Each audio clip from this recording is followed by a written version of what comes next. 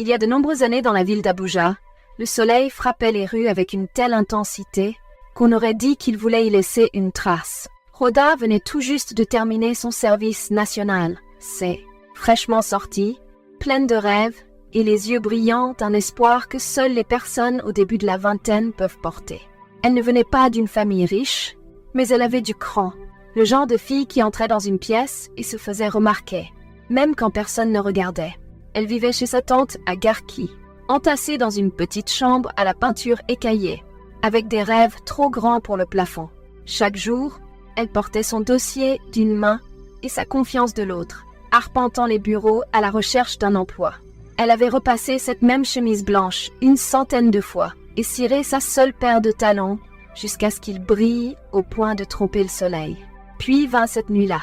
C'était censé être une petite soirée d'adieu du NISC. Quelques verres, des amuse-bouches, des rires. Mais elle se retrouva dans un club plus chic à Wooz avec son amie Amaka, qui avait des relations.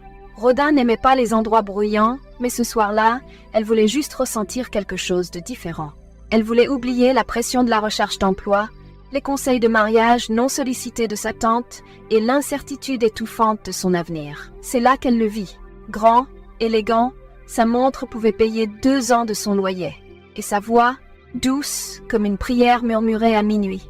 Il la regardait comme si elle était la seule femme dans la pièce. Il ne lui dit pas grand-chose sur lui, juste son prénom, Remy. Elle ne posa pas trop de questions non plus. Il y avait quelque chose de rassurant dans l'inconnu, comme si en sachant trop, le rêve prendrait fin.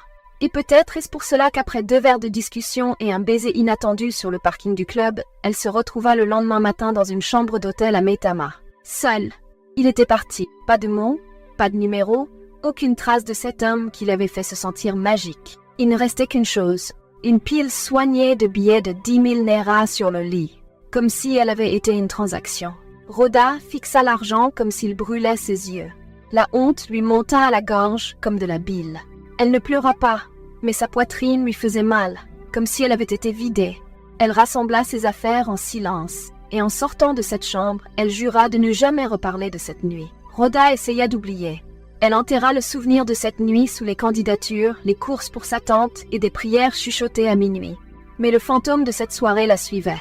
À la 6e semaine, ce n'était plus niable. Ses règles n'étaient pas en retard, elles avaient disparu. D'abord, elle accusa le stress, puis le palu. Mais quand sa cousine lui donna une bandelette de test et que Rhoda vit les 2 lignes roses dans les toilettes derrière le marché Gaki, ses genoux cédèrent. Elle était enceinte. Pas de petite amie, pas de travail, pas d'appartement à elle.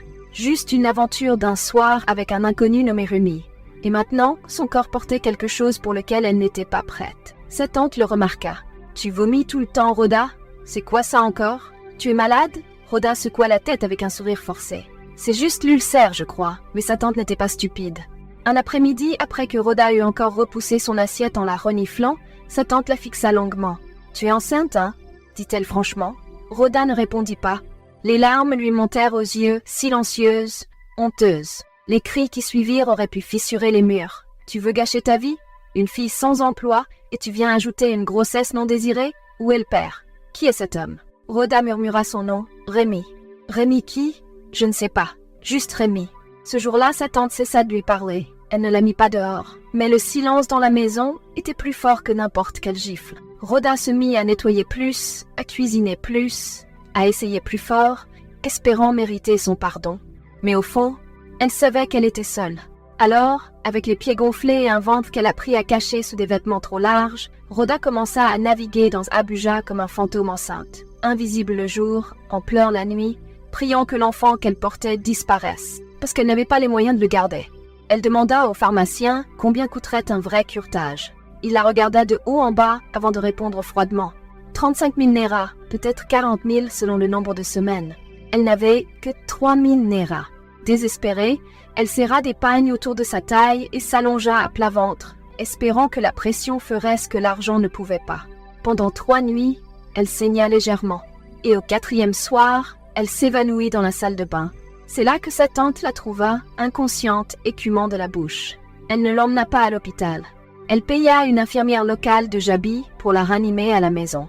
Quand Rhoda se réveilla, faible et trempée de sueur, sa tante dit simplement « Puisque Dieu a décidé de garder cet enfant, tu ferais mieux de le porter et d'en subir les conséquences. » Rhoda cessa de se battre après cela. Elle resta allongée des jours entiers, silencieuse, laissant le temps décider de son destin. Et lorsque son ventre se remit à s'arrondir, cette fois, elle ne résista pas.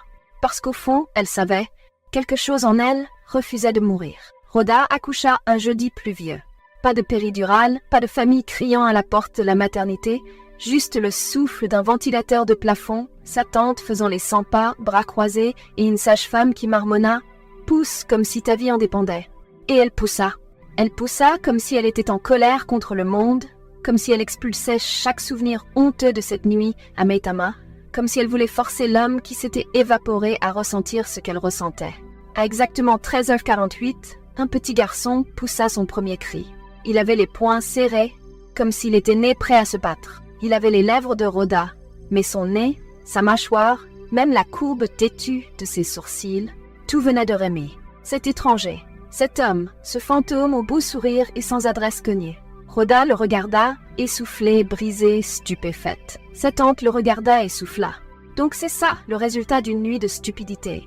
Elle l'appela Zion, parce qu'il venait d'un lieu de souffrance, mais ressemblait à une promesse. Les semaines suivantes, elle le portait partout, attaché à sa poitrine, vendant des snacks dans une gare routière, quémandant des ménages, lavant les habits de femmes qui la méprisaient. Ses pieds étaient enflés, mais les murmures ne s'arrêtaient jamais. Mère célibataire qui va l'épouser maintenant avec son enfant, et chaque fois qu'elle entendait ces mots, Rhoda baissait les yeux vers son fils et se demandait s'il grandirait en la détestant. Comment il est venu au monde? Rhoda se tenait dans la petite pièce étroite à Gaki, fixant un enfant endormi à côté d'elle. Zion, son fils, sa conséquence, son réconfort. La honte à Abuja avait commencé à l'étouffer. Les regards, les murmures, le jugement silencieux de sa tante qui ne criait plus mais poussait de longs soupirs chaque fois que Rhoda entrait dans la pièce. Il était clair qu'elle n'était plus la bienvenue ici. Alors, un matin, avant que le soleil n'ouvre complètement les yeux, Rhoda fit ses bagages. Quelques affaires, les vêtements de son fils et le souvenir fané d'un homme nommé Rémi. Elle fit une promesse silencieuse. Elle allait disparaître, recommencer ailleurs, là où personne ne connaissait son histoire. Sa tante ne dit pas grand-chose lorsque Rhoda vint lui dire au revoir. Elle croisa les bras et dit simplement « J'espère que tu sais ce que tu fais ». Rhoda acquiesça. Zion, à peine âgée de 4 mois, était attachée contre sa poitrine. Elle avait seulement 18 000 Naira, économisés grâce à des petits boulots de ménage. Ce n'était pas grand-chose, mais assez pour 2 tickets de transport pour la gosse et quelques jours de riz bouilli et d'eau en sachet. La ville l'accueillit avec du bruit et de l'agitation. Elle resta d'abord à Ikorodu chez une cousine éloignée qui accepta de la laisser dormir par terre, mais seulement pour une semaine. Dès le 2e jour à Lagos, Rhoda était à nouveau dans la rue, frappant aux portes des restaurants, portant Zion d'un bras et son CV de l'autre. « Je peux laver les assiettes, nettoyer et servir à manger, n'importe quoi s'il vous plaît. » Finalement, une petite buka à Ketu lui donna sa chance. Rien de glamour, juste des heures de sueur à servir de l'amala et de la soupe à des chauffeurs et des ouvriers.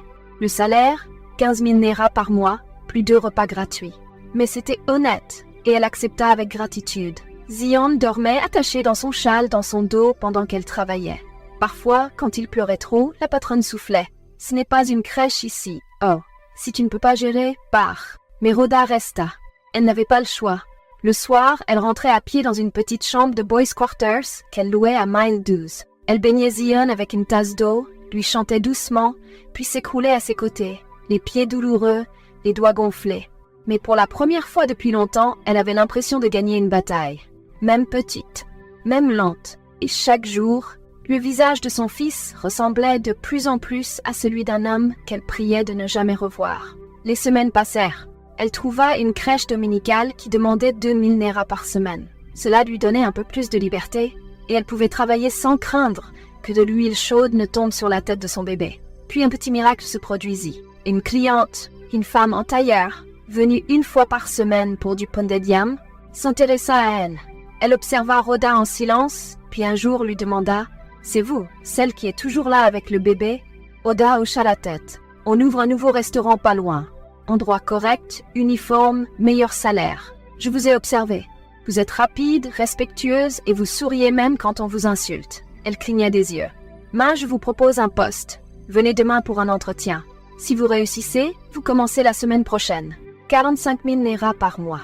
Ce soir-là, Rhoda s'assit sur son matelas mince et regarda Zion dormir à côté d'elle. Sa gorge se serra.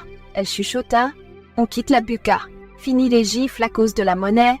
Fini les pleurs aux toilettes. Ce n'était pas le luxe, mais c'était le progrès. » Et pour une fille qui avait autrefois tenté de faire sortir un bébé de son ventre avec du paracétamol et du gin chaud, c'était un miracle. Rhoda se tenait devant le miroir, ajustant le col de son nouvel uniforme. Chemise blanche impeccable, pantalon noir et badge avec son nom Floor Staff. C'était pas un travail glamour, mais comparé au chaos de la buka, c'était comme entrer au paradis. Le restaurant avait la climatisation, une musique douce, une vraie organisation et surtout des clients respectueux qui disaient « s'il vous plaît » et « merci ». Elle tenait la tête plus haute désormais. Il y avait de la dignité dans sa façon de marcher, dans la manière dont elle portait les assiettes, dans ses pourboires qui augmentaient grâce à sa grâce. Avec son premier salaire complet, elle osa quelque chose de grand. Elle entra dans une école privée de son quartier. Pas une école tape à l'œil avec piscine, mais une école modeste aux murs colorés et aux rires d'enfants. Elle y inscrivit Zion en classe de maternelle. La femme à la réception demanda « Nom du père ?» Rhoda sourit poliment. « Mettez juste Rhoda Emmanuel. » Elle paya les frais du premier trimestre en espèces, sans quémander, sans plan de paiement, sans excuse. Ce soir-là, pendant qu'elle repassait le petit uniforme de son fils, chemise jaune, short marron, des larmes coulèrent sur ses joues.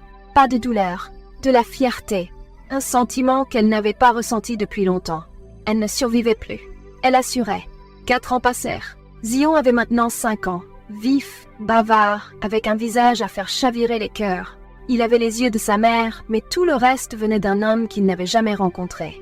À chaque fois que Rhoda le regardait, c'était comme si un fantôme vivait chez eux. Elle aussi avait évolué, de serveuse de sol à superviseuse. Elle portait désormais des talons, un petit sac et se déplaçait avec autorité.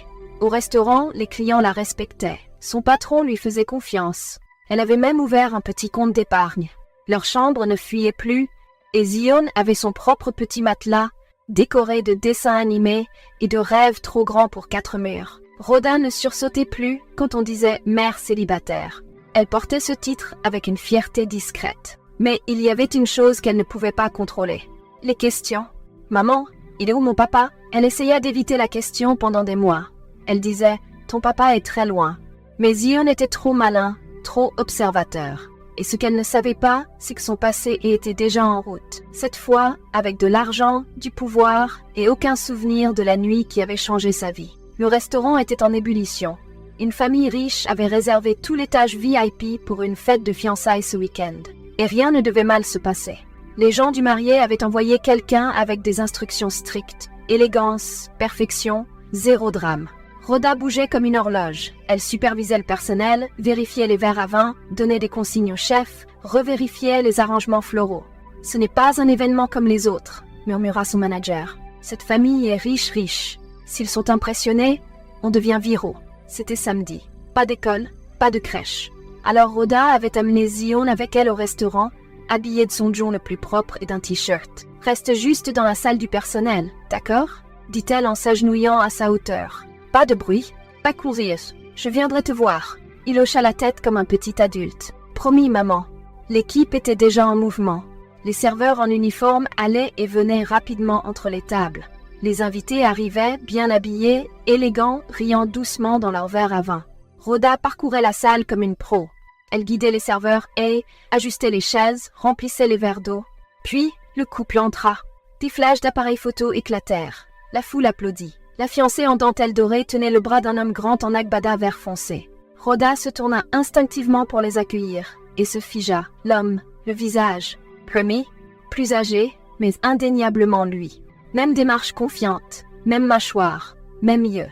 Les mêmes yeux qu'elle voyait chaque matin chez son fils. Le plateau dans sa main trembla. La pièce tourna un instant. Elle n'entendait plus que les battements de son cœur. Elle marcha lentement, essayant d'éviter le regard, priant pour qu'il ne la reconnaisse pas. Mais le destin en avait décidé autrement. Elle atteignit la table, se pencha légèrement pour poser les verres, et là, ça arriva. Il leva les yeux. Leurs regards se croisèrent. Rhoda ne respira plus. Elle posa le dernier verre de champagne, se retourna brusquement et disparut dans le couloir derrière la cuisine avant que ses jambes ne la trahissent. Son cœur battait la chamade. Ses mains tremblaient. Remy ne l'avait pas reconnue. Pas un sursaut, pas une hésitation, rien. Il l'avait regardée comme une simple serveuse. 5 ans. 5 ans à élever un enfant seul. 5 ans de sacrifice. Et lui, bien nourri, bien habillé, prêt à se fiancer, marchant dans ce monde sans aucune conséquence. Elle jeta un coup d'œil par le couloir. Il riait doucement alors que sa fiancée lui murmurait quelque chose à l'oreille. Il lui tenait la main, embrassait sa joue, posait pour des photos avec sa famille. Élégant, charmant, riche. Rhoda serra la mâchoire. Pour lui, cette nuit n'était qu'une ombre. Pour elle, c'était toute sa vie. Elle retourna dans le couloir, remit son tablier et essuya rapidement ses larmes. Zion était dans la salle du personnel. Son service n'était pas encore terminé. Et peu importe la tempête qui arrivait, elle l'affronterait. Après avoir débarrassé la dernière assiette, Zion était resté plus de 2 heures dans la salle du personnel, jouant tranquillement avec sa petite voiture et dessinant dans un cahier.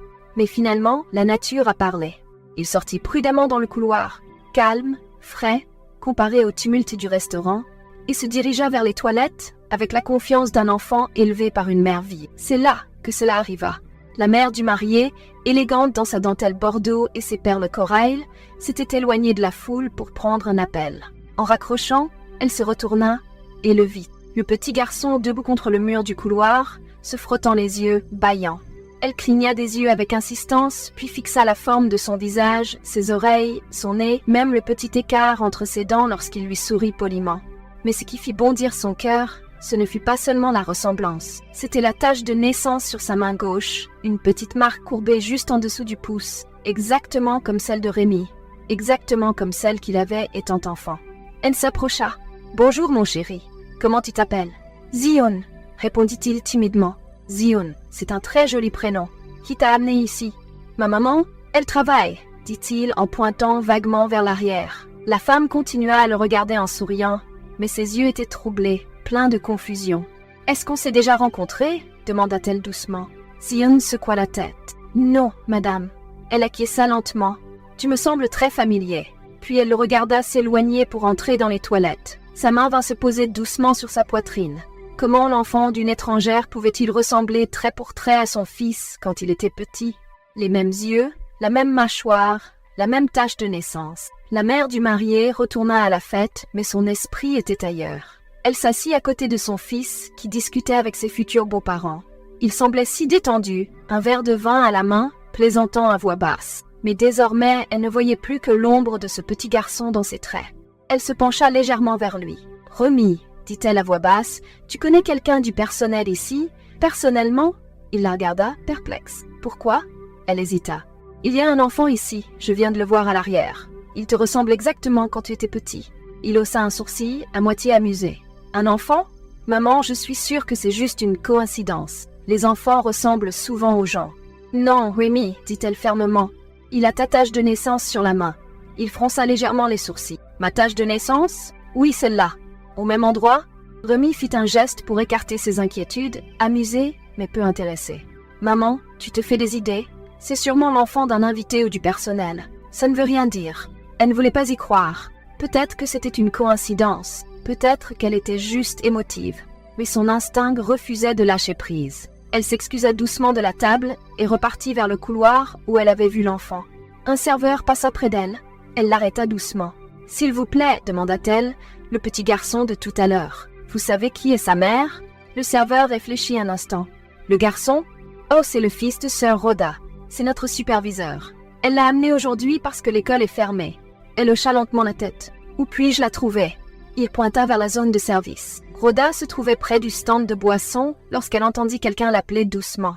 Elle se retourna et la vit. La mère du marié, élégante, silencieuse, l'observant attentivement.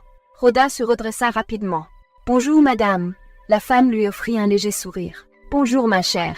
Désolée de vous déranger. Je viens de rencontrer votre fils. » Rhoda hésita un instant puis acquiesça. « Oui, il est avec moi. Il n'y a pas école aujourd'hui. » « C'est un enfant adorable, dit la femme, sa voix douce mais curieuse. Pardonnez-moi si cela semble étrange, mais a-t-il de la famille dans les environs ?» Le front de Rhoda se crispa légèrement. « Non, madame, il n'y a que nous deux. » La femme acquiesça lentement sans quitter Rhoda des yeux. « Il me rappelle tellement quelqu'un que je connais, ça m'a bouleversée. » Rhoda esquissa un sourire poli et prudent. « Les gens disent ça parfois. Peut-être que c'est juste une coïncidence. Peut-être, répondit la femme en lui rendant son sourire. Je ne voulais pas vous déranger. Merci.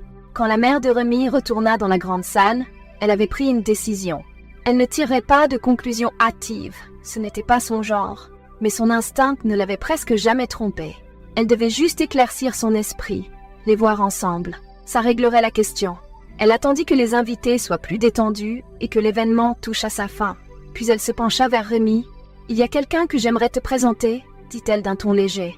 Il fronça les sourcils. « Maintenant ?»« Oui, une membre du personnel. Elle a été très aidante et, elle me rappelle toi quand tu étais petit. C'est presque drôle. » Rémi rit doucement. « Maman, encore avec ces histoires de ressemblance. » Elle sourit. « Fais-moi plaisir. » Il la suivit tranquillement, s'essuyant le front du revers de la main. Rhoda était derrière le comptoir, en train de ranger des assiettes. Zion était assis calmement sur un tabouret tout proche. La mère de Rémi s'arrêta à quelques pas d'eux et désigna Rhoda d'un sourire doux. « Voici la dame dont je t'ai parlé.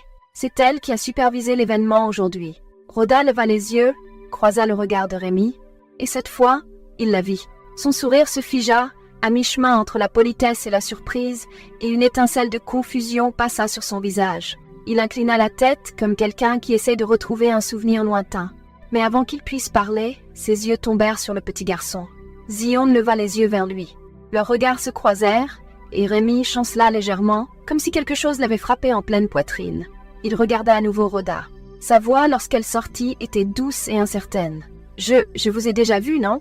La gorge de Rhoda se serra. « Je ne crois pas, monsieur. » Mais la tension était palpable. Sa mère observait l'échange, troublée par cette étrange énergie, ce silence, ces regards. La main de Rémi tomba le long de son corps, son regard resta fixé sur Zion. Il ne dit rien, mais au fond de lui, il savait que quelque chose n'était pas normal. Si cette histoire vous a touché, laissez un like, abonnez-vous et cliquez ici pour découvrir la suite dans la deuxième partie.